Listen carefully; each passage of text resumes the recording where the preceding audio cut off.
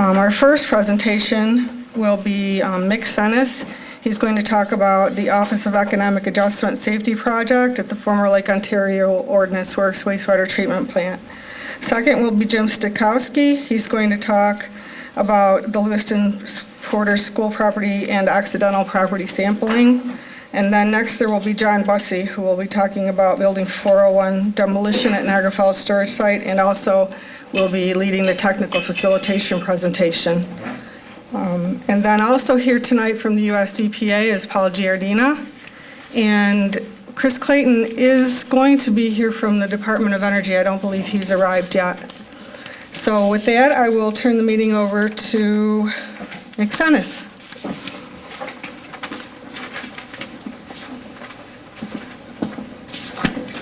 Thank you, Arlene. Good evening. My name is Mick Senes. I'm project manager for the former Lake Ontario Ordnance Works site, or LOW. The Corps is working in conjunction with the town of Lewiston to address public safety concerns at the former wastewater treatment plant at LOW. I'm here to present project summary, an update, and proposed schedule. Please note that no work has started yet. Mobilization for this project is planned for later this spring.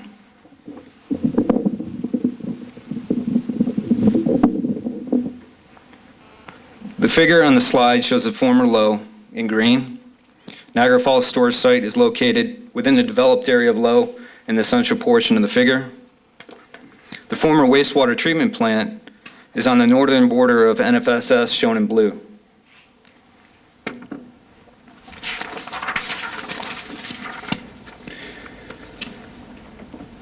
The project's primary objective is to address public safety hazards resulting from the deteriorated World War II era facilities at the wastewater treatment plant. The project will be split into two phases. Phase one being the removal of structural hazards addressed by the Corps, and phase two being the site security and installation of signage addressed by the town of Lewiston. Walking through the site, you will see evidence of trespassing such as ATV tracks, bonfire debris, trash, graffiti, and ballistic impacts to most of the plant structures. Physical hazards at this remote location include several falling and drowning hazards in open pits and vaults, tripping hazards due to dense vegetation surrounding existing structures, and overhead hazards such as the concrete canopy at the former acid neutralization building. To correct these problems at the site, the Office of Economic Adjustment, or OEA, has funded the Corps and the town of Lewiston to mitigate these public safety hazards. I would like to mention at this time that this is a safety project and neither a FUDS nor a FUSRAP project. In 2009, funding was requested by Congresswoman Slaughter and the town of Lewiston from the OEA. In August and September of this year, funding was received by both the Corps and the town for their respective portions of the project.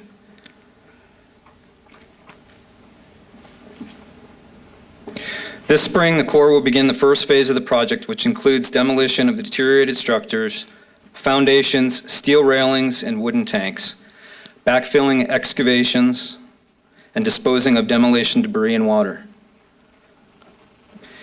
In partnership with the Corps, the town will complete the project and secure the site by installing fencing, grates over open pits and vaults, and no trespassing signage.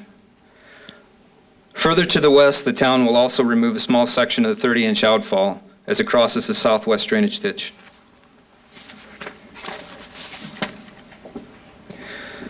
The photo on the left is an example of one of the overhead hazards from the concrete canopy I mentioned on the previous slide. On the figure to the right of the screen, the wastewater treatment plant is located 1/2 mile south of Balmer Road.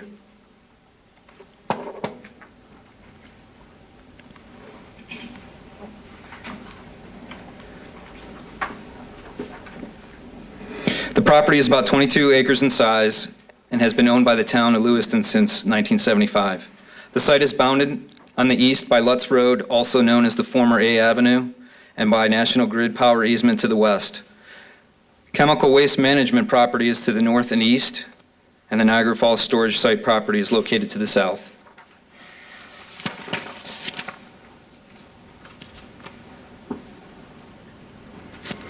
This 1942 photograph is a panoramic view of the site at the time of operation. Various structures associated with the plant from left to right are the sewage pumping station, an Imhoff tank in the background, a Venturi vault adjacent to the intersection of the two roads, and on the far right, the acid neutralization building. The intent of the former wastewater treatment plant in 1942 was to treat wastewater generated solely by DoD operations, sanitary waste, acid waste, TNT production waste, and other process-related wastewater. Next slide. In the photograph at the bottom of the slide, you can see the plant during operations as viewed from the western border of the property. Please note that in order to show this photo, the map in landscape view, I need to orient you to the north arrow on the left side of the screen. NFSS is to the south on the right side of the screen, and this is Lutz Road. At the top of the slide is a site map of the wastewater treatment plant. A single sanitary sewer line entered the wastewater treatment plant from the east. Sanitary waste was first mixed in a Venturi vault, shown here, that red square. After mixing, the sanitary waste was settled in an Imhoff tank. At this point, liquid waste was gravity fed from the Imhoff tank to a collection tank, and solid waste was transferred to one of the two sludge beds on either side of the Imhoff tank. This is the northern sludge bed, southern sludge bed. Upon entering the collection tank, the sewage wastewater was combined with treated acid waste and chemical waste. The resulting mixture was then gravity transferred to the former mixing house, where it was combined with TNT production waste. Once mixed, the treated wastewater was discharged to the Niagara River through the 30-inch diameter outfall pipe.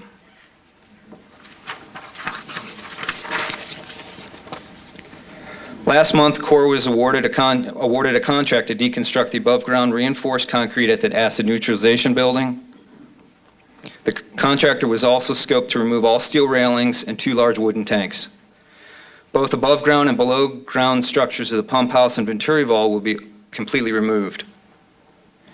All water and structures below grade of these two structures will be removed, characterized, and transported in accordance with state and federal regulations and the disposal facilities' waste acceptance criteria. Once pump house and Venturi removals are complete, excavations will be backfilled with clean fill. All of the structures I've mentioned above were targeted for deconstruction because they were presented the greatest hazard to public safety. This is a 1942 photo of the acid neutralization building. The building was used to neutralize acid received at the plant. The bottom photo was taken this summer showing the east and north faces of the remaining structure. The above-ground concrete canopy will be removed.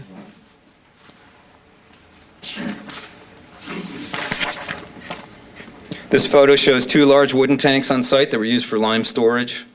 During the treatment process, lime was used to make pH adjustments to acid waste. Both of these deteriorated tanks would also be removed.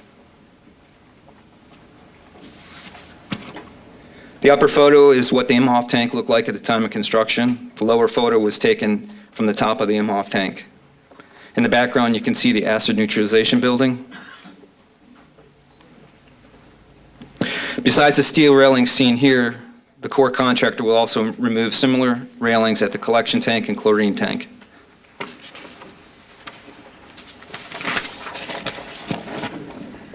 This is also a 1942 photo of the Venturi vault taken at the time of construction. The Venturi vault system was used to promote aeration of sanitary wastewater system. The structure, water, and sludge would be entirely removed and then backfilled with clean number 2 crushed stone. 4 to 6 inches of topsoil and annual ryegrass will then be placed over the clean fill. In addition to the Venturi vault, the pumping station will also be entirely removed. Both these structures will also have entering and exiting utilities grouted with up to 2 feet of concrete.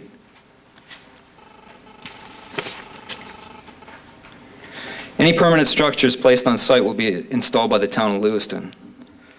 This phase of the project will include construction of a security fence, installation of no trespassing signs, installation of permanent grates over all pits and vaults, and removal of the 30-inch outfall portion as it crosses the southwest drainage ditch. The planned fence line will be constructed adjacent to this road at the western edge of the property. This is a view looking south towards Niagara Falls storage site. This area is the only remaining portion of the property that is not currently bounded by the fence, or by a fence, excuse me.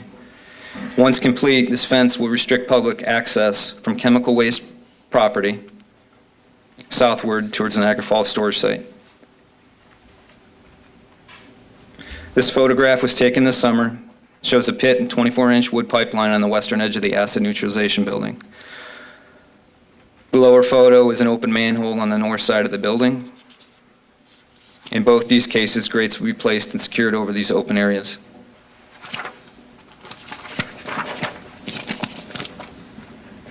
This photo shows southwest drainage ditch at the time of construction at the top. 30-inch outfall pipeline was built to cross over a ditch as it traversed from the wastewater treatment plant to the Niagara River. The lower photo shows 30-inch outfalls that intersects the southwest drainage ditch. This is a portion of the line that would be cut and capped.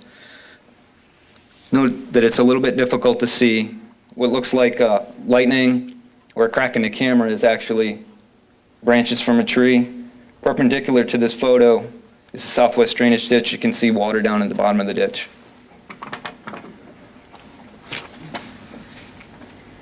Finally, this slide represents the course portion of the project, beginning with the work plan submittal this December, followed by mobilization in the spring, and final site restoration in the summer. This concludes my portion of the presentation. I'll take questions at this time. Yes, sir. Where will the demolition debris go? Pardon me? Where will the demolition debris go? Once you're done tearing everything? That's still to be determined by the contractor. When we receive their work plan, their proposed disposal facility, we can go ahead and make that public later on this winter.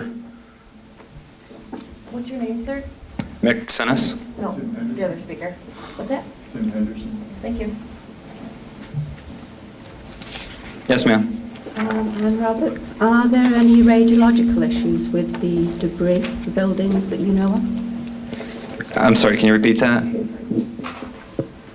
Are there any radiological issues with the buildings that you're demolishing on the wastewater treatment? We're going to go ahead and rad screen everything, whether it's going to be demolished or whether the steel railings will be taken off or anything taken off site. Is there any indication as yet that there is a problem? Or are you anticipating any? Not at this time, ma'am, no. Okay. Yes, Dr. Beck? Follow up on that. What radiation training will the contractors be receiving? I'd like to go back to slide 5, I believe. Okay, we have a number of red buildings there along that railroad line. That's the location where the reactor capital waste was loaded and unloaded on the site. And those buildings at various times stored radioactive waste, the foundations. So what training will any of the workers, town of Lewiston and contractors receive as they work in this area? Well, this is a footprint at the time of construction. A lot of those buildings are no longer there. The pads are still there, the pads were contaminated. Right, they will not be in this entire 22 acres. They'll be located, this deconstruction will occur in just a few of those buildings that are safety hazards right now. So you will fence off the areas that are all there, the former pad areas, Yes, sir. to keep people from wandering there accidentally? Well, this is town of Lewiston property. There should be nobody in there right now. But the Well, entire area would be still sealed off. No, I'm referring to the construction laborers. Construction workers, yes.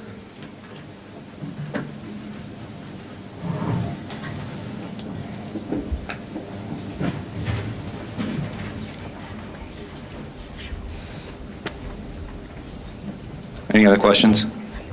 Yes, sir. Kevin Myers. Can you explain the 30-inch pipe? You said it's going to be capped, but how much is going to be removed? Just as across is the southwest drainage ditch. And then who's in charge of the rest of the, The town is in charge of capping, removing and capping, and maintaining. and then that pipe continues all the way to the river? Yes, sir. That's, who's in charge of that? Who's responsible for that?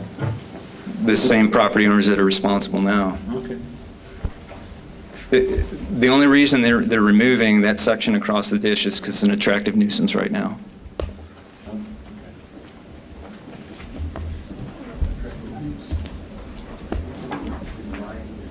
Any other questions? Yes, ma'am?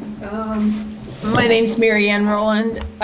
Where is the drainage ditch on that map? Is it the green thing that goes around the bottom? No, ma'am. The southwest drainage ditch is off the map. Oh, it's off the map. Yes, ma'am.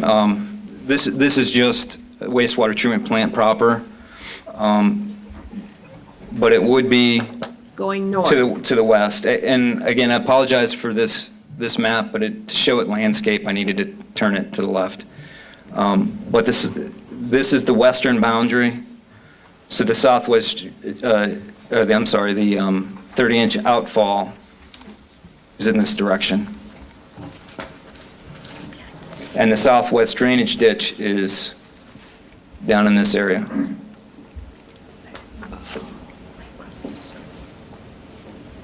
Does that go all the way to the 4 Mile Creek?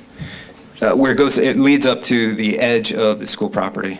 Oh, to the school property? That's the intersection of that southwest drainage ditch and the 30-inch outfall are adjacent to the school property and Occidental. Does that help?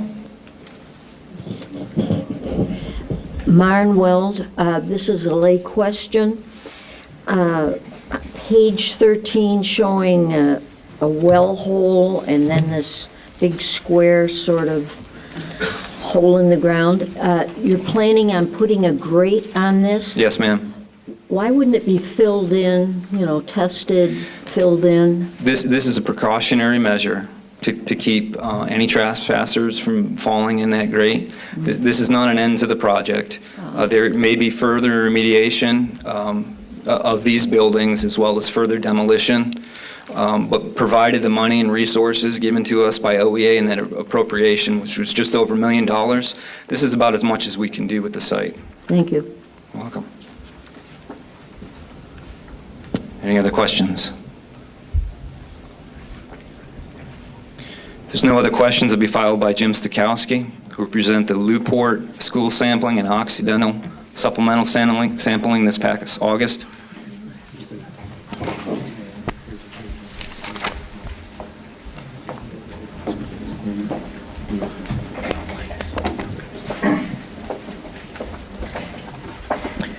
Good evening, ladies and gentlemen.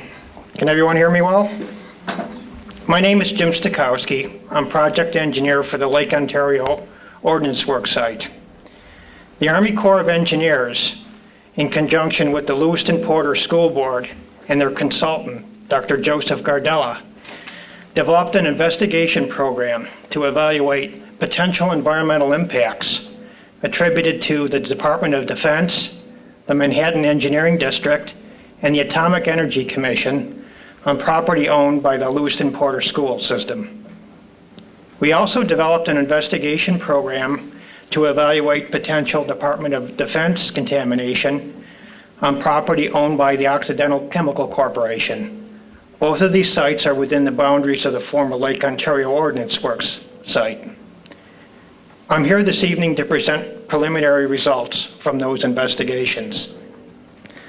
The Corps conducts investigations on the former Lake Ontario Ordnance Works site in accordance with the Defense Environmental Restoration Program for formerly utilized defense sites. I'll refer to that program as FUDs, formerly used defense sites.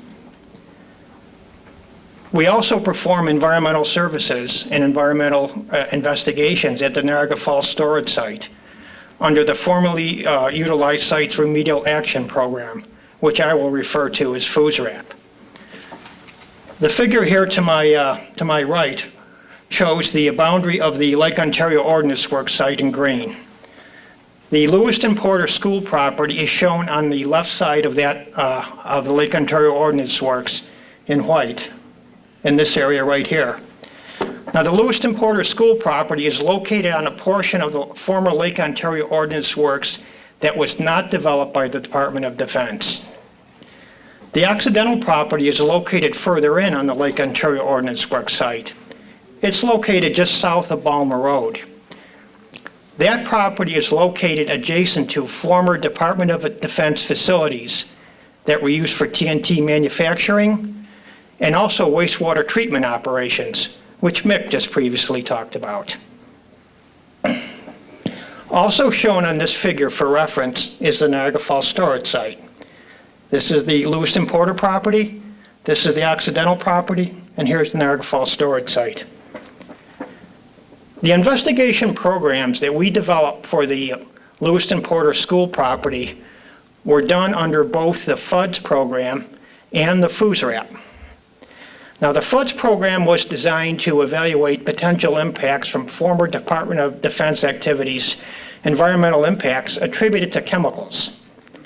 The FUSRAP program was designed to evaluate and remediate former activities by the Manhattan Engineering District and Atomic Energy Commission associated with early atomic weapons production. As such, that program focuses more on the radiological contamination. And in fact, our services at the Niagara Falls storage site do focus on the radiological elements.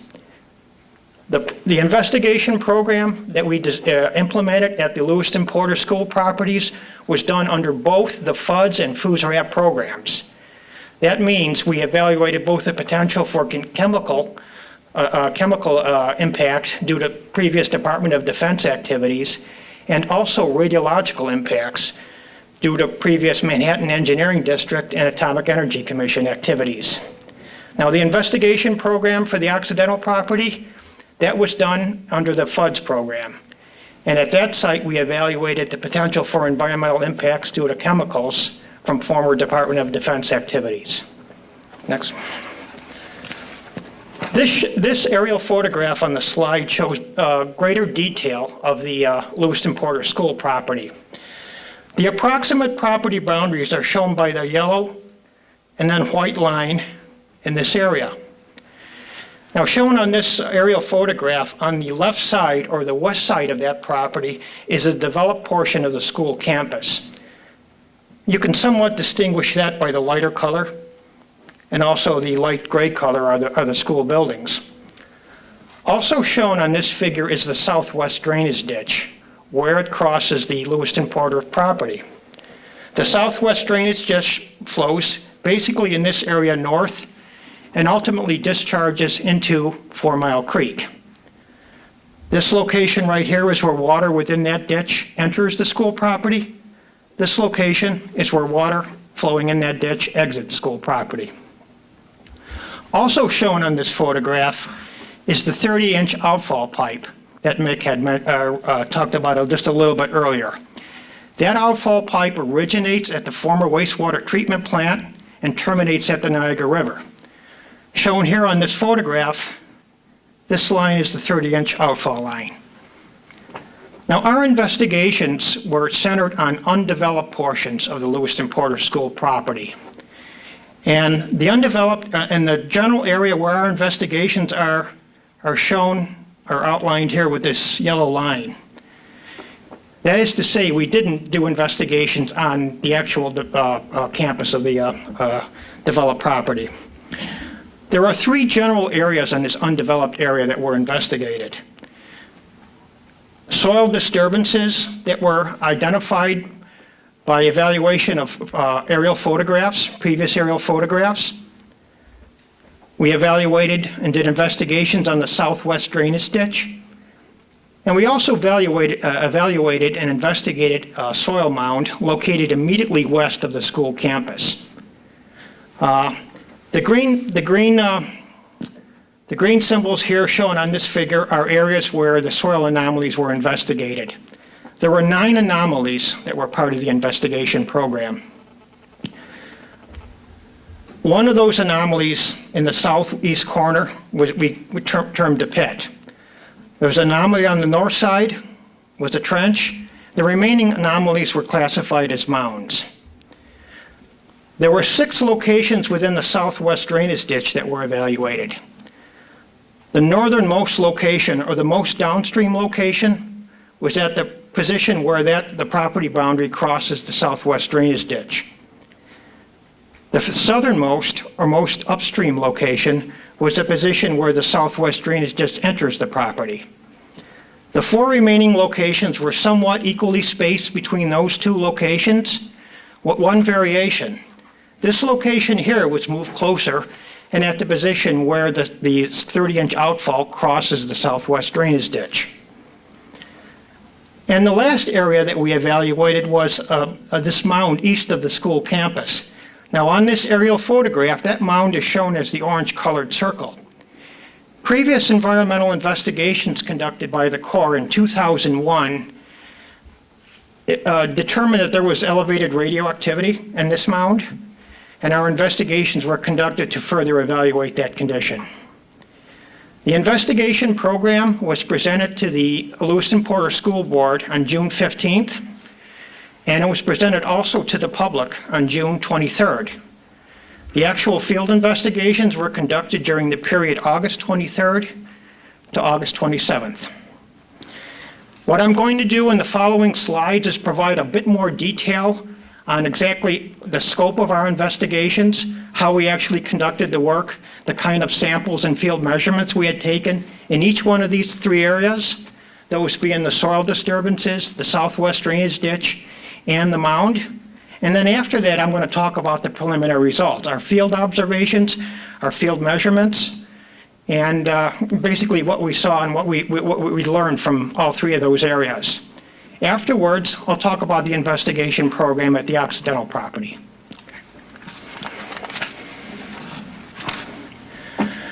This slide summarizes the investigations that were performed on the soil disturbances. There were 9 disturbances in total that were selected for investigation. As I mentioned previously, one of those in the southeast corner was a pit, or what we called a pit. One was a trench, and the remaining were mounds. At each one of these locations, field measurements were taken, field screening measurements were taken. 3 categories of field tests were done. We screened for volatile organic compounds using a field instrument. We had a field test to measure for explosive residues. And we also had a field instrument to measure radioactivity on the soil. And soil samples were also taken, undisturbed soil core samples were taken using a mechanical drilling rig. In general, the soil core samples were taken down to a level where we encountered undisturbed soil, or to a depth of 4 feet, whichever was greater. Those soil core samples were retrieved. A geologist on site did inspect them for indications of potential contamination, such as staining, odors, discoloration. We also did the field screening on all soil cores that were extracted from the ground. That is, the volatile organic compounds were screened throughout each soil core, radiological screening was done, and the field test kit for explosive residues also was used.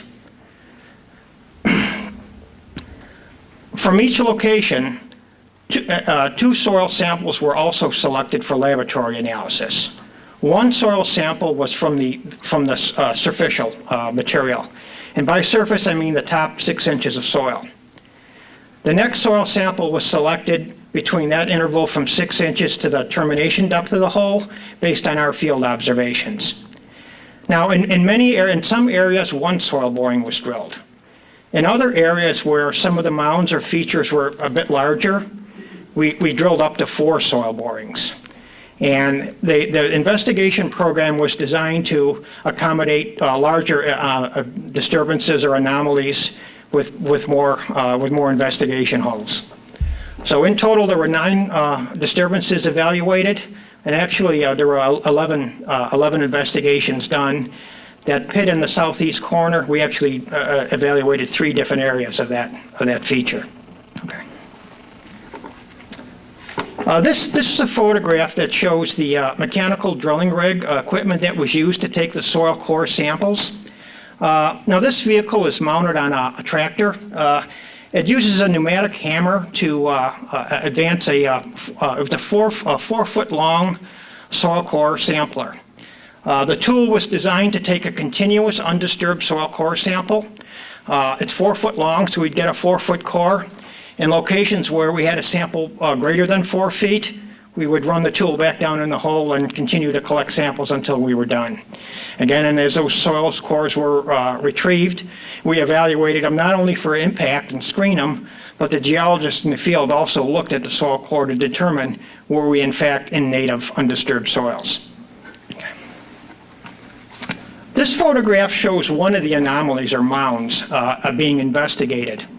Now, this particular mound here is, if you remember back a few slides ago when I showed the aerial photograph of the Lew-Porter property, and in particular the position where the 30-inch outfall line crosses the southwest drainage ditch, this mound is just immediately northeast of that intersection of the 30-inch line and the southwest drainage ditch. It was a relatively large mound, and as such, we drilled 4 borings on this feature.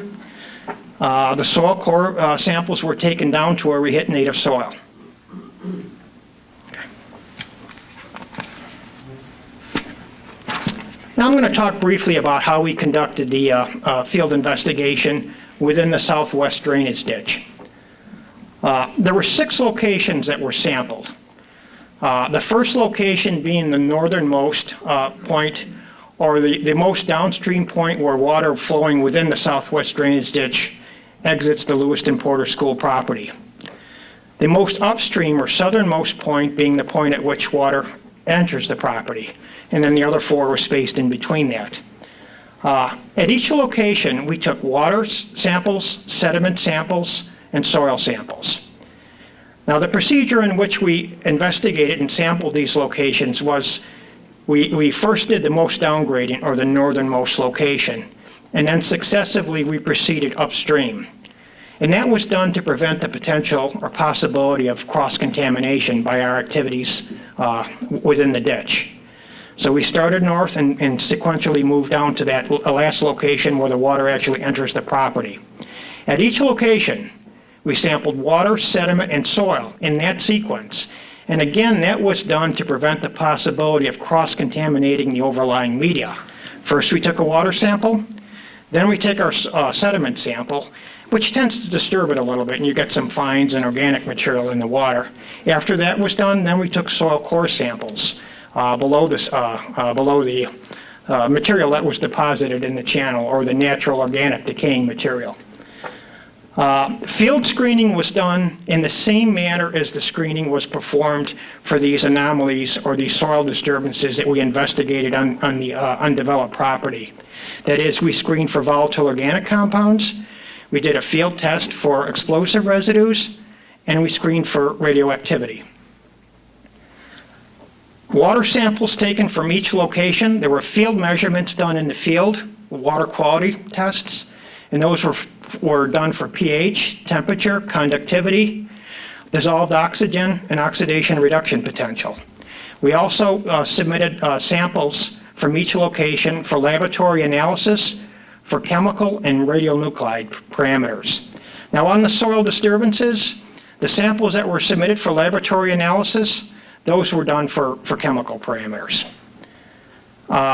In the same manner, the sediment and soil core samples that were taken were also sent for laboratory analysis, and in this case, for radionuclide parameters, which is the FUSRAP program, and chemical parameters, which is the FUDS program. Okay. This photograph shows the southwest drainage ditch. Now, the view is north, so the water, actually it's a pretty low energy water course. So there's not a lot of active flow that you actually see in that. But this view is north, and the location that this was taken from is where the southwest drainage ditch enters the school property. And actually at that location there's a small bridge, and we're standing right on the bridge taking a picture of that. So it's looking north, it's that most up gradient location, and if you look at that, the water in that channel is flowing into the, into the picture. and ultimately it discharges into 4 Mile Creek. This is one of the environmental scientists taking a soil core sample within the southwest drainage ditch. Now, the soil disturbances, our soil core samples were taken with a mechanical drilling rig.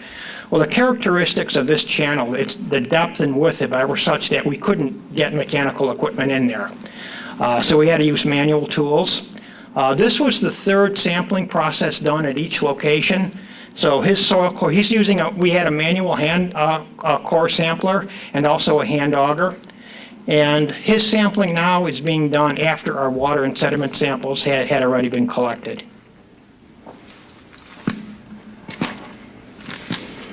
And lastly, that mound that I indicated we investigated, which was just on the east side of the Lewiston Porter School property. Back in 2001, there was a large remedial investigation conducted by the Corps of Engineers on the former Lake Ontario Ordnance Works site. As part of that investigation, there was radiological monitoring done, and in large part, some of that's also done for worker health and safety. But the Lewiston Porter School campus was used as a location where background radioactivity measurements can be taken. And there was a gamma walkover survey at that time done on the campus to develop background levels. And those background levels then were subsequently used to evaluate measurements that were taken on site as part of that remedial investigation. Well, during that time, there was a mound that was identified, largely consisting of soil and rock material. And it was on the east side of the campus, just off the developed portion of the campus, where elevated measurements were encountered during, again, like I said, the background survey. And those measurements were up to 38,500 counts per minute. There was additional work done at that time to evaluate the nature of that, those elevated readings. And in fact, what was found out at that time is that the radioactivity from that material was attributed to rocks within that mound. Now, our investigation of this mound were done to, number one, confirm the previous results and previous conclusions that were developed in 2001. And we also, the program also went beyond that in that we were going to take soil borings through the mound, evaluate the radiological levels and gamma levels vertically through the mound. So there were 2 soil boring locations that were selected for that material. And while doing that, soil and rock samples were going to be collected for off-site laboratory analysis. That was a radiological analysis. So we were not only confirming previous work, but doing a more rigorous profiling vertically of the mound, and then supplementing that with chemical analyses. And in addition to that, we did screening, as we did on the soil disturbances, and also as we did on the southwest drainage ditch. Okay. These photographs, I've got some photographs that actually show, this is the area where the mound is located. Now, you probably can't see much in there because it was very heavily overgrown. There are trees in that area, and largely there's a lot of dense underbrush. It's hard to get at. Frankly, it's very difficult to walk back in there, which makes public access somewhat limited. But in this area right in here, shown in that figure, is where the mound was. We did have to clear a little bit of that to do the gamma walkover survey that we did on that mound. Okay. Now what I'd like to do is discuss briefly the preliminary results we have from these 3 areas on the Lewiston Porter School property. And I'd like to do that in the same sequence as I talked about the investigation programs. So first being the soil disturbances. The field screening measurements that were taken for volatile organic compounds, for explosive residues, and for radioactivity. The volatile organic compounds and the radioactivity, at every one of the locations that were investigated, we did not get measurements above background. For the explosive screening in the field, we had no positive results.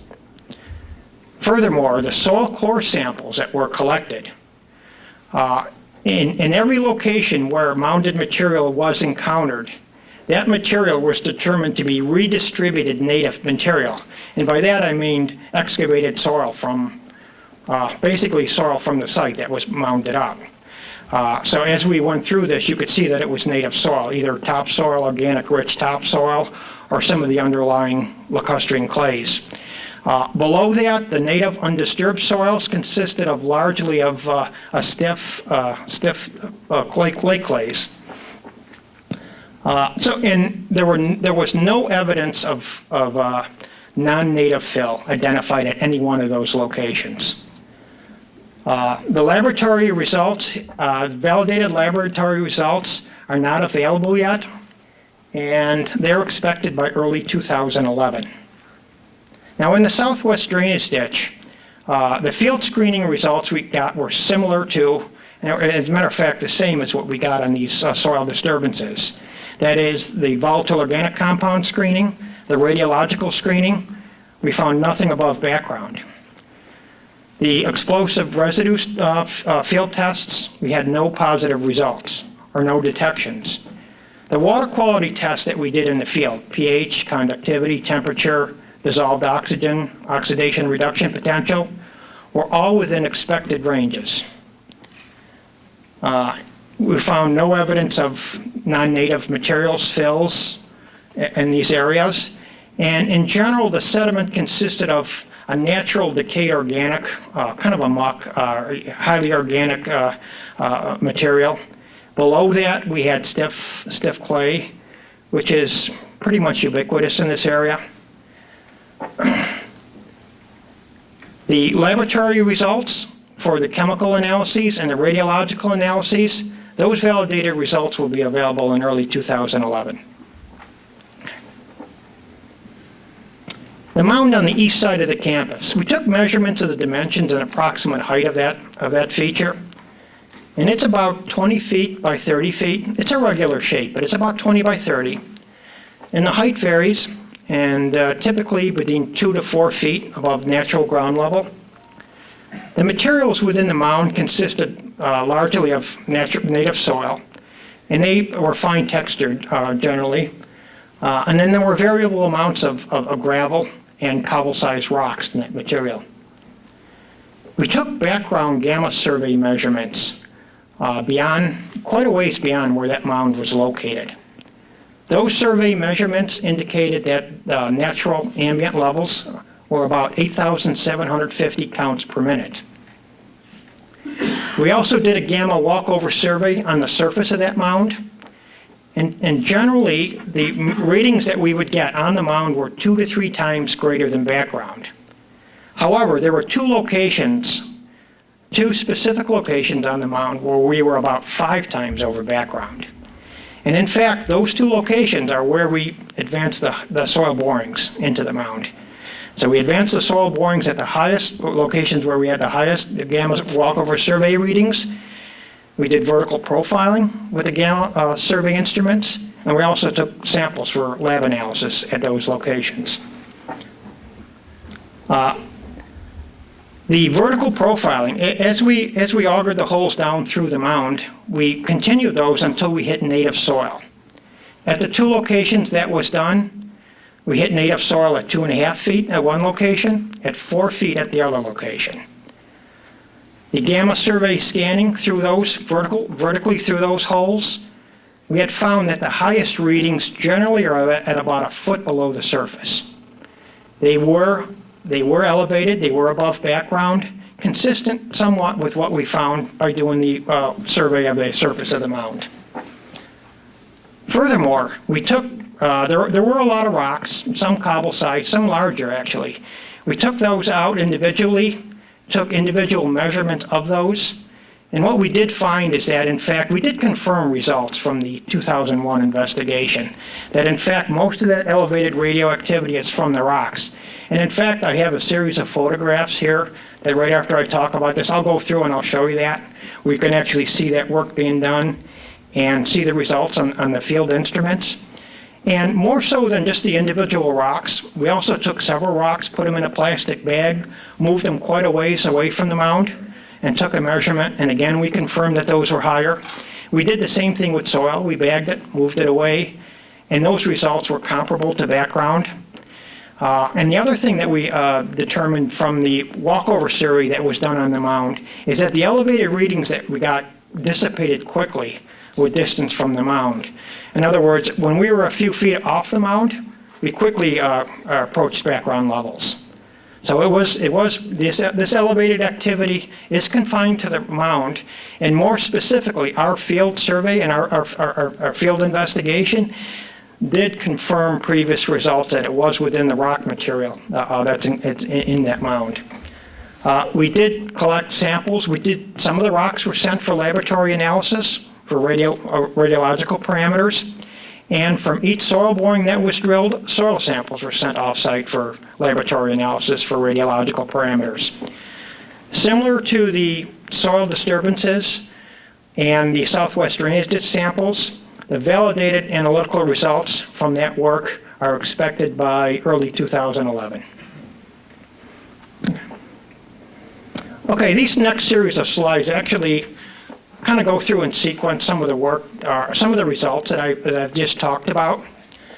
This photograph here shows the gamma survey instrument, and this is the actual electronic portion of the instrument, and here's the digital and analog readout. This is the gamma survey probe. Now, at this location, we're at a considerable distance from the mound, and we're in an area that's not affected by any radioactivity from those rocks. And if you can see that, or perhaps if you can see it on the handouts that you may have, the reading that we got there was about 8,750 counts per minute, which is about background in this area. Okay, this photograph shows the gamma survey instrument on the surface of the mound. Now, one of the things we did is do the gamma walkover survey just on the surface initially. Here's the instrument, here's the probe right here. The reading on that instrument at this location on the surface of the mound is about 32,500 counts per minute. So compare that with the previous photo that I showed you background, where it was about 8,750. Okay. We took soil samples and we did coarse borings at 2 locations. Those were done manually with a hand auger. This photograph here shows the hand auger being extracted from one of the holes, and here's some of the soil material that was collected. This is a photograph of one of the holes as it was being advanced. This is an open hole where that hand auger is inserted into and soil material is extracted. You can see by this photograph that the soil, the material in this is largely native, natural soil. It's predominantly fine textured, and also, as I mentioned, there's a considerable amount of rocks, which you don't see in this photo, but they are there in others. Okay. This photograph shows the gamma survey instrument probe being inserted into a hole that was excavated with the a hand auger. So this is the vertical profiling or the downhole gamma survey that we did. And in this case, and it's kind of hard to read because of the sun, the actual reading on that instrument there is about 58,500 counts per minute. And again, as I mentioned, the highest readings generally that we got vertically in the mound were about 1 foot below ground surface. Okay. This is one of the rocks that I'm referring to. And here's a gamma survey measurement from that rock. And in this case, the reading here is about 18,300 counts per minute. And compare that to the background of 8,750. Okay. Here's another rock. This is a larger one. And there's the probe portion of the gamma survey instrument. That measurement's about 33,900 counts per minute. And again, compare that to your 8,750 background. Okay. Here's the bagger. We collected several smaller size rocks, put them in a plastic bag, and moved them at considerable distance from the mound. And actually, this is the location where the background measurement was taken. This bag of rocks, if you will, the measurement on that is 29,300 counts per minute. Okay. Now I'm going to talk a bit about the investigation, the scope of the investigation. You have a question? May I ask, could we hold the questions till the end, if you would, please? Okay. I'd like to talk about the scope of the investigation that we conducted on the Occidental property. Now, again, the Occidental property was further in the border of the former Lake Ontario Ordnance Works, and that site also was next to former Department of Defense facilities for TNT manufacturing and wastewater treatment operations. This photograph here, or this map here, shows a more detailed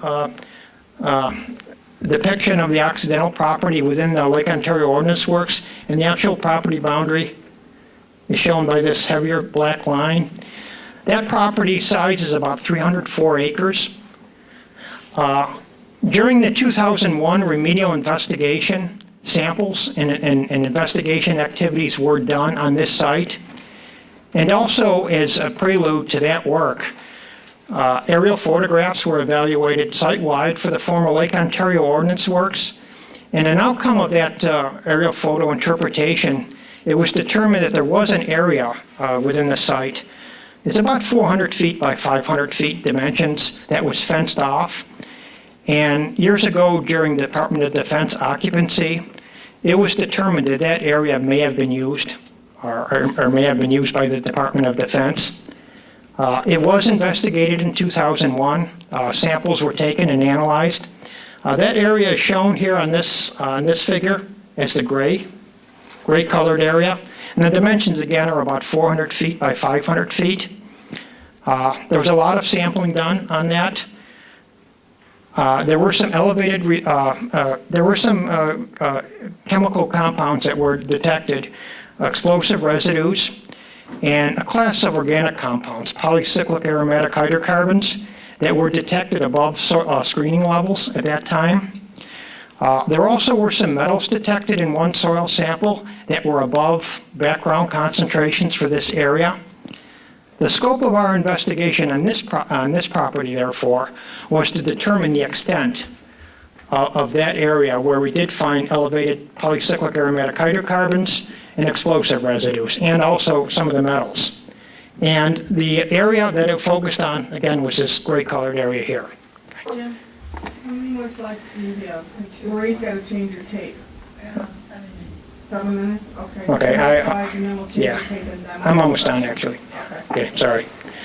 This photograph, or this image, shows you greater detail of the investigated area. Now, what is shown on here, the small black dots with some of the labels, these were previous investigation points from the 2001 remedial investigation. And in fact, at each one of those locations, soil samples were taken for chemical analysis. One location right in here, that's where elevated polycyclic aromatic hydrocarbons and explosives were found. And so our investigation then focused on determining the extent and magnitude of that around that point. What we did is we set up a systematic grid around that location. Now the grid size varied. Immediately around that sample point, the grid nodes were set at 5 feet. And then further beyond that, we set it at 10-foot spacing. And then further beyond that at 20-foot spacing.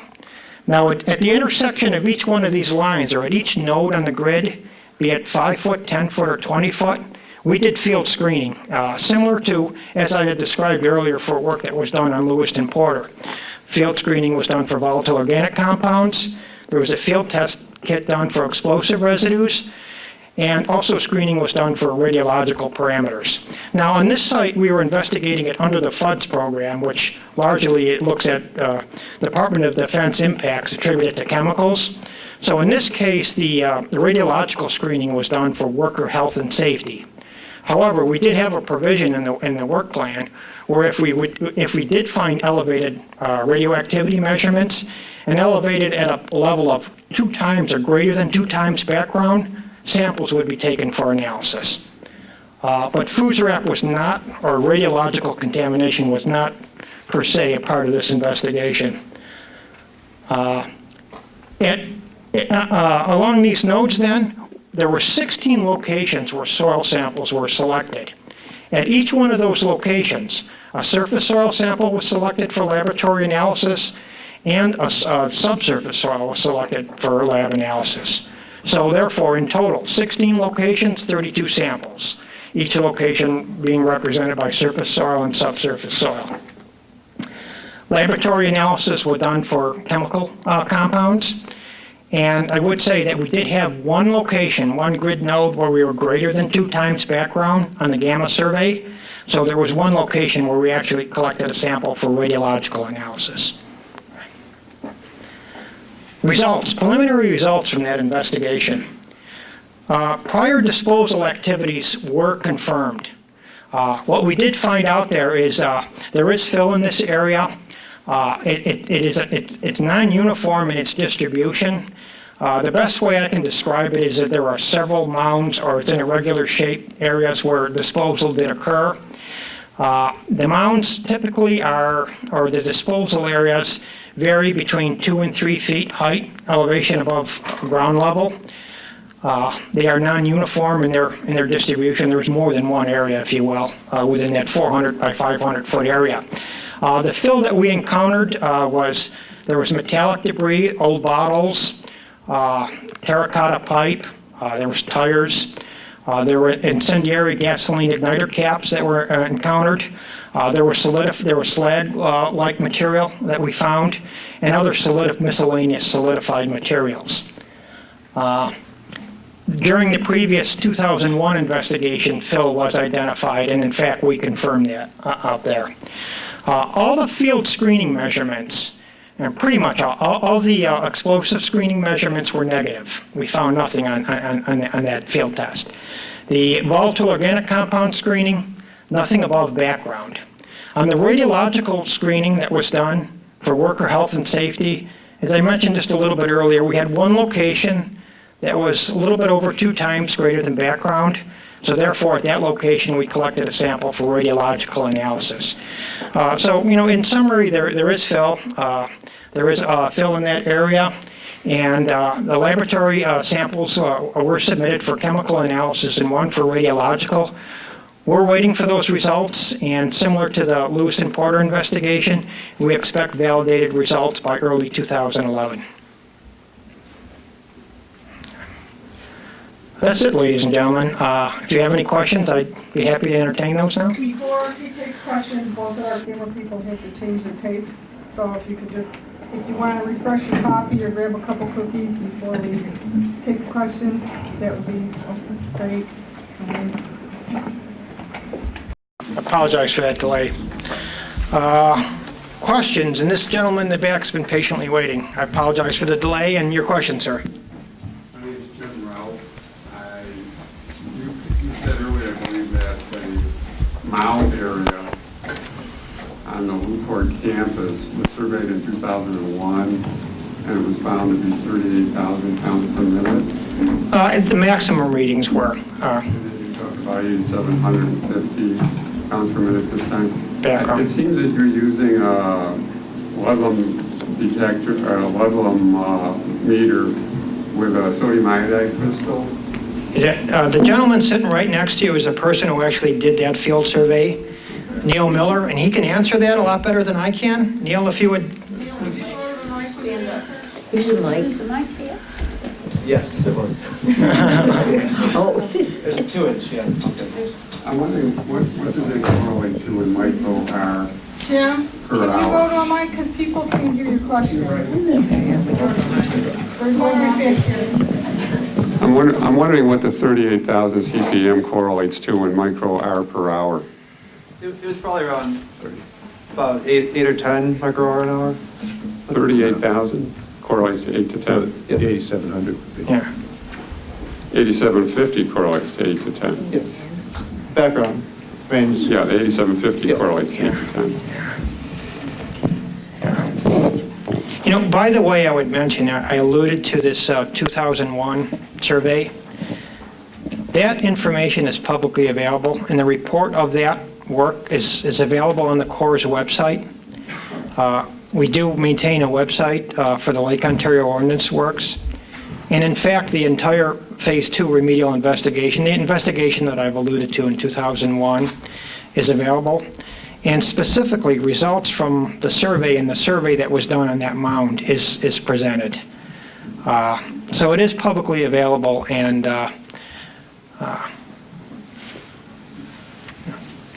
yes, ma'am.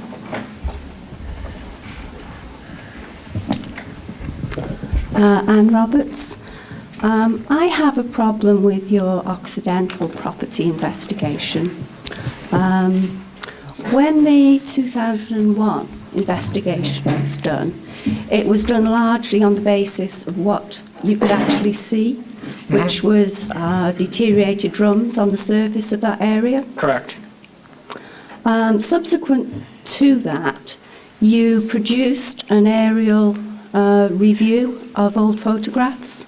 Correct. And in that, it identified 2 buildings which were constructed opposite the gateway to that fenced area. Now, the subsequent review of photographs that you have done, which was it 2007, 2008? Those buildings have disappeared. They are no longer shown in the second report. They weren't there in 1938, but they were there in 1944, suggesting that there was some more official use of that area for disposal, maybe. And in the past, I've also given the Army Corps a copy of a citizen interview where he says that there was a disposal area in the same location where they used to explode munitions in bunkers. Now that has just fallen off the radar as far as I can understand. Yeah. So when I look at what you've actually done there, you seem to have focused on a few discarded drums of chemicals that were on the surface, and that has been the focus of your investigation. Whereas if you look at the review of aerial photographs, it will actually show several areas, some soil disturbance, some mounded material, but what you've actually done doesn't seem to even scratch the surface of, no pun intended, of what that area may have been used for. Yeah. You know, my response to that, Ann, is that this program was designed and implemented to evaluate the extent of elevated measurements that we got in this fill area back in 2001. And that was the objectives of this investigation, and in fact, what we did. So in that regard, you know, that's where our focus was. Right, but I'm saying that that's inadequate because it doesn't take into account all of the information that you've been given and also all of the aerial photograph review that you've done. I mean, I don't see that there's any point in spending money to do reviews of aerial photographs if you're not going to use that information in the investigation. I mean, I have... You're not referring to the pond area, are you? No, I'm referring to the fenced storage area that you're looking at the moment. And I just don't understand how you can have buildings opposite that disappear. So there are a number of points, I think, that you can do an investigation on one level, but if you don't use all the information at your disposal, it's basically a waste of time.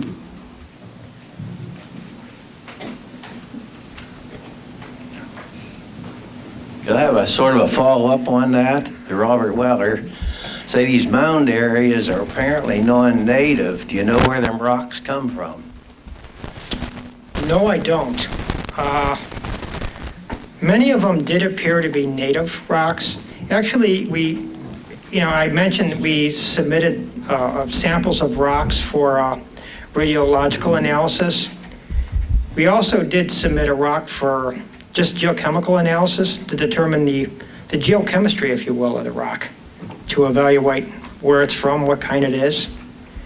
And I didn't want to get burdened into that level of detail with this, But suffice it to say, we did inspect them in the field. We did have a geologist in the field. Most of them were determined to be native rock. I would venture to say perhaps they were igneous or metamorphic, maybe some of glacial origin.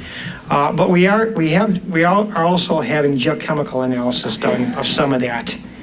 And, you know, similar to the environmental, chemical and radiological data, those validated results are not yet available.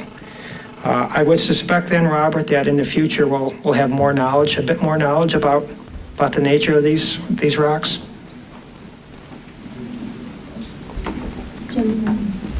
Yes, sir.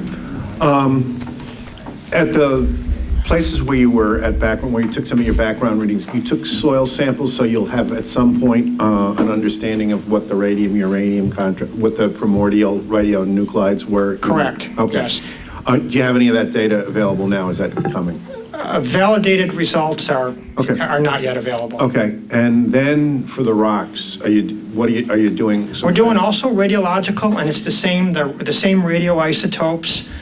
There was a pretty extensive suite of radiological analysis were done, and the same suite of analyses, Paul, that were done for the soil, and actually the same thing we did on samples from the southwest drainage just was also done on some of these rocks. And as I had mentioned to Robert here also, we also did some geochemistry on the rocks just to find out what kind they are, or to try to determine that. Okay, and then as far as the grid size, I guess it's on the Occidental property where you did your gamma survey. Correct. What was the grid size? Well, it varied. The formal location where we had the elevated readings, first of all, we went back and we resurveyed that area. Okay. We had GPS coordinates. We actually had the last stake right where that was. So we surveyed that, and then we set up an orthogonal grid, and the grid spacing was 5 feet. And then we extended outwards, it increased to 10 feet, and then outwards beyond that, it increased to 20 feet. Now, that one figure I had did show that, so it was variable sized, and, you know, the sizing actually of the grid nodes, it increased as you increased in distance from this former location where elevated measurements were taken. Off the top of my head, I don't remember the number of nodes there were. There were quite a bit. There was a lot. There was a lot done out there. And we did, at the surface soil at each location, not only the volatiles, but we did the explosives field test at the surface of each one of those nodes, and then the surveying for the radiological and the volatile organic chemicals. So you used a 2x2 sodium iodide crystal on your grid points. Correct. Recorded your measurements. Now, I would say, though, that investigation was not done under FUSRAP, so it really was, the radiological contamination was not the focus. That was the FUDS program, and I tried to explain that early on. FUDS is the chemical. But we do that radiological survey as part of, there's pretty rigorous worker health and safety. Right. So it was done really for worker health and safety, and we had a provision of, well, if you're greater than 2 times background, and like I said, that's why we wound up taking one sample for radiological analysis. I assume that where you got the twice background, and you also have some background things that you're going to analyze just to see the variability. In other words, you've taken some background soil samples in the same area. Not Actually, not for radiological, no. Okay. We have 32 samples that are being analyzed for soil chemistry, or for chemical contaminants, if you will. Target compoundless volatiles, semi-volatiles, explosives, PCBs, metals, that type of thing.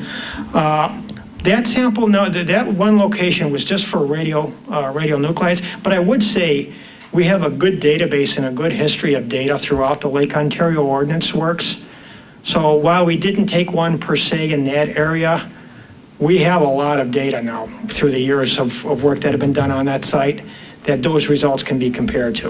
Okay, thanks. Okay. Amy? Amy Witriol. First, let me say this agenda is jam-packed with a number of technical projects, and this community remains crippled without the assistance that our sister site Fernald had in terms of public participation and technical assistance. So I want to just repeat that for the record. With respect to the school property, and actually every other project, we'd like to see the raw data, not just the validated data, and it doesn't cost the Army Corps, anything to post that on the website for us. And at the time, if you'd like to wait until the validated data comes in, and I'm sure that the Army Corps can explain any differences between the raw data or the validated data, should anyone even have a question about it, but it would be nice to have that posted. As far as suggesting at the end of August, at the end of summer, that the southwest drainage ditch is a slow water course is not the case. And ask anyone who's got kids running cross-country over that ditch in the spring season, and ask the maintenance people at the school district how often the southwest drainage ditch runs so high and so fast that it backs up into the drainage pipes onto the fields in the developed portion of the school property. With respect to the investigations of the berms, on this and many other projects, one of the concerns is a little bit of a cart and a horse in terms of having fate and transport analysis done on this property of every single constituent of concern, whether it's chemical or radiological, so that we know after 70 years in our environment whether or not going down to 4 feet or to the level of soil disturbance is going to be enough to capture anything that might move after a period of 70 years or during that. And obviously, in terms of the radiological screening, same thing on fate and transport. What will a gamma meter find on the surface as opposed to, doing more extensive gridding, both surface and subsurface, shallow and deep soil samples on all constituents of concern, as an abundance of caution on our school property. So those are just some of the comments. We probably don't have time to go through a more extensive list, given the number of projects that the community is being faced with this evening in the presentation, but would certainly recommend that for any one of these projects that establishing a meeting, even if we have to do it monthly, and ensuring that the community has the type of facilitation, technical assistance, administrative assistance that many other sites have, that this community has really never had in full support. But in my view, something similar to Fernald certainly would give the community a lot more opportunity to really fully participate in the investigation of this site. Thank you.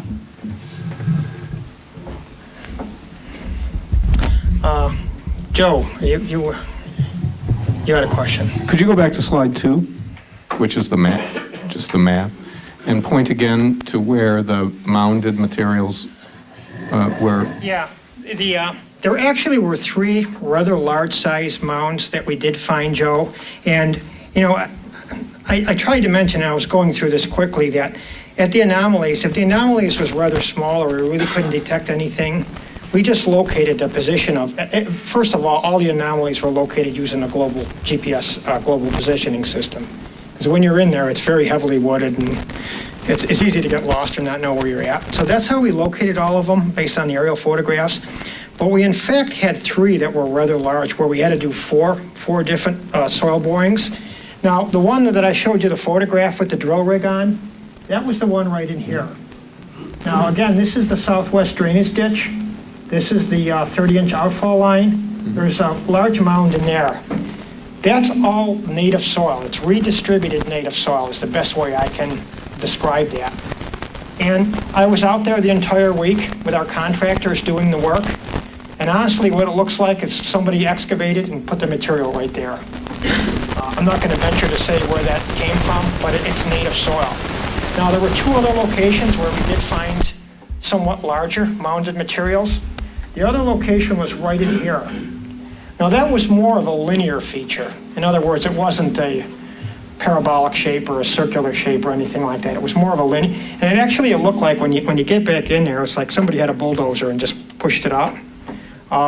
These areas are heavily overgrown, and actually in those disturbed areas, there's quite large mature trees now. which gives one the sense that this was done quite a while ago. But nevertheless, there was one in here, and we did 4 soil borings in that area. And again, that was more of a linear feature, but it was a mound. Now, this area down in here in the southeast corner, right by that property boundary, there was kind of a large mound right along that boundary right there. And I would say it's somewhat similar to what we found in here. And it looks like somebody had a bulldozer and pushed up a lot of the soil.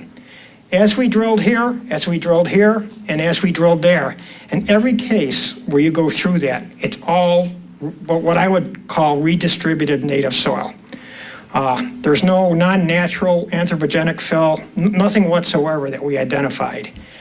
And it's not only the 4, we took continuous soil borings till we got to the native or the undisturbed soil, but also walking around there, one investigates and exposed faces you kick open in that, and there was no evidence whatsoever of anything other than there's been some soil moved around in these areas.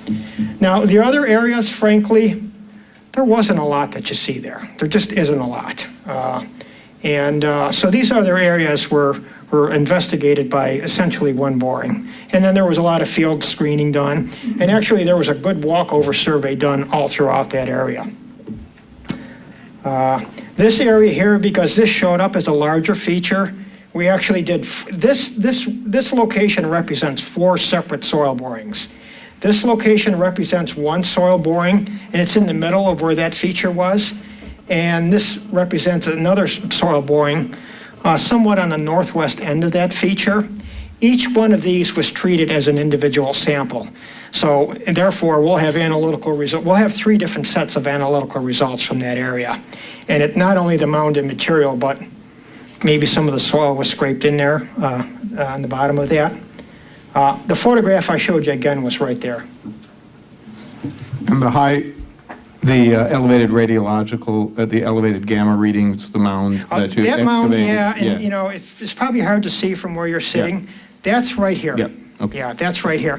Now, all of these locations we access from the east, this you actually get in right off the school campus. I would say there was another disturbance right here that we investigated. Again, it's rather small. But when I talk about the mound, and I somewhat, for simplicity, tried to classify these into 3 different areas.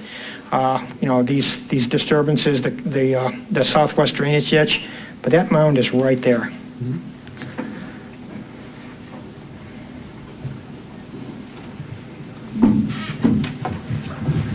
Just one question on sedimentation in the southwest drainage ditch.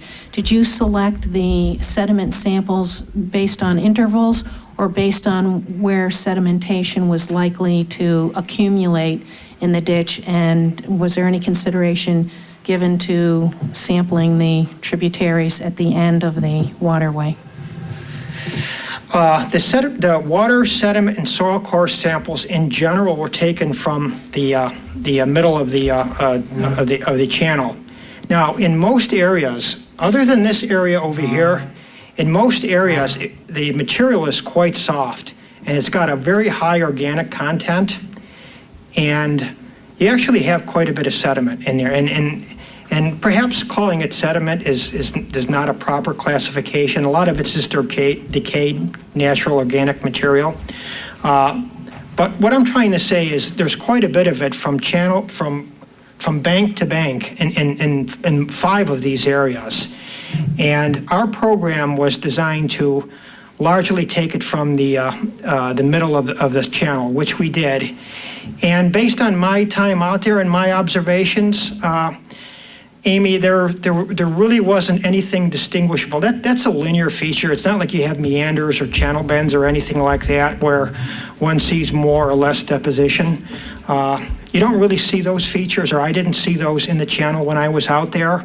And at each one of the it's actually it's difficult to get into that because it's deep and wide and you got to go through a lot of brush. So when we did identify the locations, we would make in some cases we had to use like ropes and that to get ourselves down. But when you look at it, there really wasn't anything distinguishable as to, well, there's more sediment here or less sediment here. And therefore, our sampling was done largely in the middle of the channel. Now, in this location here, this is where there's a bridge that goes over it. And there's a corrugated metal pipe beneath that bridge where the actual water flows through. And in that area, you tend to get more coarser material. It's not that real muck, that's a high organic sediment. And that appeared to be more of an artifact from perhaps the construction of that structure. To answer your question simply, though, no, they were taken in the middle of the channel. Okay, so in anywhere along that pathway to find the highest concentrations of the sediment or at the mouth off of the school property, either above it or below it, these sediment samples were confined to the channel along the school property? They were confined to within the school channel, correct, Okay. yes. And you know, the boundary was where that channel exits the school property. The southernmost boundary is where it enters, and then the other four were somewhat equidistant between those 2 points. Well, at some point, we'd encourage you to take samples in higher areas that have more significant accumulations of sediment.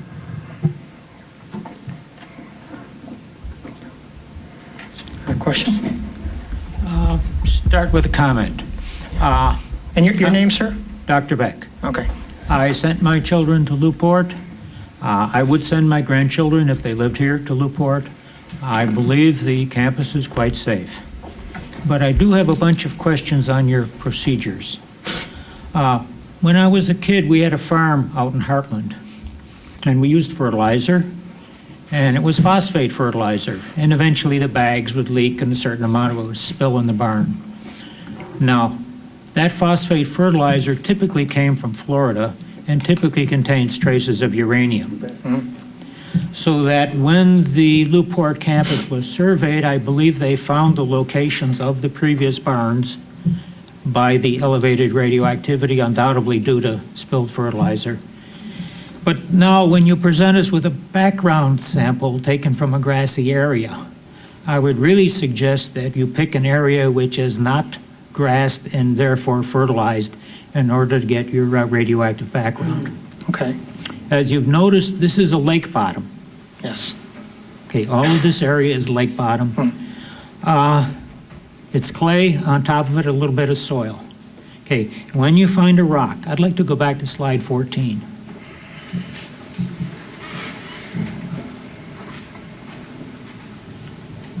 Whoops. The one that chose the rock? The one here. 18 is the rock. Yeah, there you go. The rocks that are deposited here by the glacier were worn and rounded. Yeah. The rocks that are deposited in the shore are rounded. That looks like another piece of slag, industrial slag, which was produced in Niagara Falls and found in numerous driveways, fill areas, and everything else. It was used typically in the process of making phosphorus in Niagara Falls, and it does contain traces of uranium.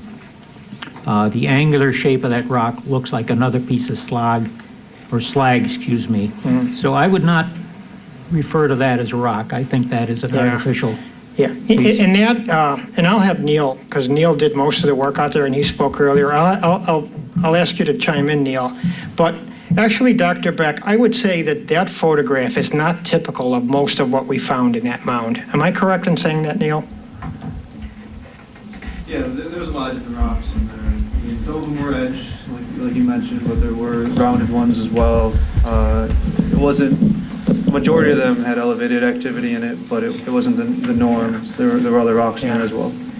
Now, for example, when I look at that, you see a lot of those voids and bubbles in them. Looks like it cooled very quickly. If we go to, I think, 2 slides beyond this, Natalie, see there, right there. Now, and again, it's not as well rounded. It doesn't look like it was subject to a lot of erosion, but that does not appear to be slag material. And in fact, on that's 33,800 counts per minute on that rock. I'm not going to speculate what the origin of that is. But in fact, a lot of it is like that. And perhaps in my showing that one figure maybe skews or biases the, one's interpretation. A lot of it was like this, though. Okay, because we have a lot of the same materials in the roadways on the NFSS Yeah. And again, there's always the issue as to whose responsibility it is. Yeah, yeah. And we are doing the geochemical analysis. I would say, and correct me if I'm mistaken, Neil, that most of them appeared like this. Yeah. So that was the exception rather than the rule when you look at that other one. Yeah, that's not a glacially deposited rock. You know, and I'm not suggesting it was. Maybe that's construction demolition debris from, Yeah. who knows? You know, there's a lot of construction done there on the school. I'm not going to speculate where it comes from. There was no anthropogenic fill that we identified. Probably that's the best thing I can say about that. Okay. Yes, ma'am. Mary Ann, I was wondering if maybe those rocks were dumped there. There's a lot of dumping that goes along around midnight dumpers, and you don't have any other, because the vegetation is covered those areas, you can't really tell whether the soil and the rocks came from that site originally or whether they were spirited in because nobody was around in the interim from the original Mary activity in Ann, the site. at this point, I can't speculate what the origin of that material was, where it came from. I can tell you this discussion, this presentation that we have already met with representatives from the Lewiston Porter schools, and we have met with their consultant, Dr. Joseph Gardella, and did go over this. I can't speculate where it came from or how it may have gotten there. I don't know that we'll be able to determine that. But we did present these results already directly to the school, and we've talked to them about that. Oh, that's fine. I have a question, though. When you say it's 4 times the base rate, is that dangerous?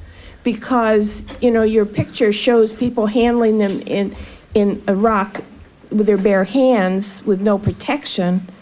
Is that not dangerous?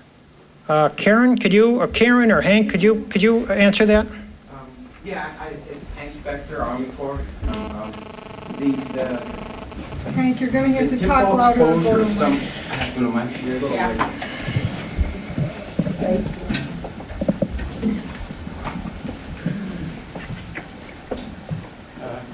I think the point that I'd like to make is that the readings that we're seeing and the question you're asking is best answered in a relative sense, starting with maybe what Dr. Beck was talking about, the fact that this might be a type of slag possibly located throughout Western New York, used throughout Western New York for roads and various other uses, and may not even be an unusual reading.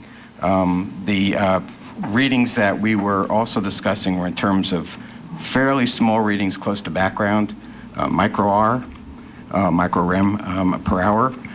The typical exposure somebody gets being a citizen of the United States is estimated to be many, many more times those type of readings. So I think the question's best answered in a relative sense as opposed to, an absolute risk.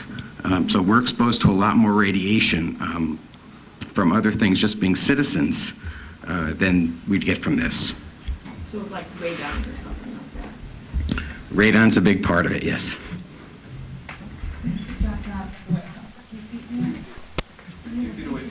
Karen, we can't hear you. There's a mic. Come on.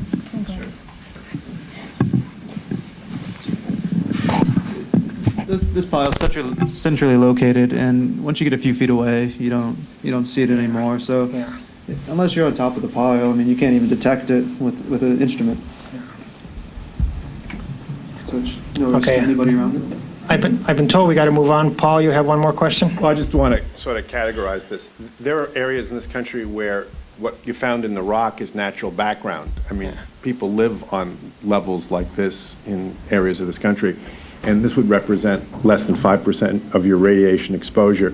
The recent, and I guess it was the NCRP just came out natural background believed from all radiation sources in the United States in the 1990s was estimated around 350 millirem per year. It's now 610. It's all from increased use of medical x-rays and exposures. So I'm a 62-year-old man, and going through my normal x-ray procedures and what happens when you get to be 62, this doesn't even show up on the graph.